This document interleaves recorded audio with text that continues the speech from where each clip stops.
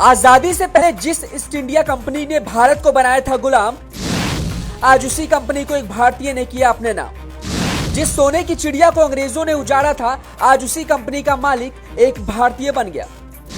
वक्त बदल के आता है और जब आता है तो कुछ हटके कर दिखाता है, और ऐसा ही कुछ कारनामा हुआ है ईस्ट इंडिया कंपनी को भारतीय कंपनी बनाने का।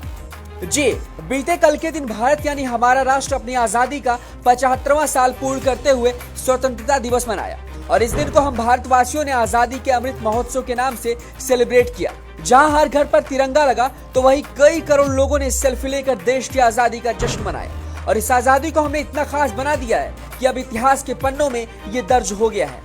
और वही भारत की ताकत जैसे जैसे दिन ब दिन लगातार मजबूती से बढ़ती जा रही है, इससे पूरी दुनिया तो वाकिफ हो ही रही है, और इस ताकत को दुनिया को बताने और दर्शाने का जो जिम्मा है वो पिछले 8 साल से हमारे देश के पीएम मोदी ने अपने कंधे पर संभाल रखा है। बीते 8 साल में भारत की बढ़ती ताकत को देख दुश्मन देश अब जल और डर भी रहे, लेकिन हम सबको वो दिन भी याद है जब हमारे इस देश को आजादी से पहले सोने की चिड़िया कहा जाता था। लेकिन इस सोने की चिड़िया को अंग्रेजों ने जिस तरीके से गुलाम बनाकर लूटा और देश को हर तरीके से बर्बाद किया, वो दिन हम आज तक नहीं भूले हैं। और इन दिनों को जब भी याद करते हैं तो आंखों में आंसू और शरीर में एक तूफान सा उठता है। आज हम आपको इस वीडियो में बताने वाले हैं कि कैसे जिस ईस्ट इंडिया कंपनी ने भारत देश को गुलाम बनाकर लूटा था, आज उसी ईस्ट इंडिया कंपनी को एक भारतीय ने अपने नाम करते हुए अंग्रेजों की इज्जत की बखिया उधेड़कर करारा प्रहार किया है। तो शुरुआत होती है आजादी से पहले। आजादी मिलने की खुशी जितनी हमें है, उससे भी ज्यादा दुख इस बात का है कि हमारे कई लाखों वीर जवानों ने शहीद होकर अपना बलिदान देकर इस देश को गुलाम की जंजीरों से निकाला था, क्योंकि लाखों शूरवीरों ने अपनी जान को देश के नाम कुर्बान किया था। लेकिन आजादी के दौरान हम भारतवासियों ने कभी हार नहीं मानी और लगातार आगे बढ़ते गए। आप इस बात का अंदाजा इससे लगा सकते हैं कि जिस ईस्ट इंडिया कंपनी ने भारत को गुलाम बना के रख दिया था, आज उसी कंपनी का मालिक एक भारतीय मूल का शख्स है। अब आप सोच रहे होंगे कि इतनी बड़ी कंपनी का मालिक कैसे कोई भारतीय मूल का व्यक्ति बन गया। ईस्ट इंडिया कंपनी की बात की जाए तो ये कोई आम कंपनी नहीं थी।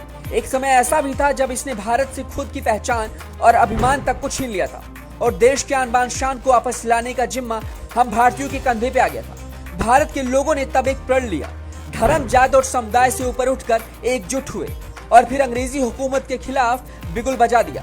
तब जाकर हमें ये आजादी नसीब हुई।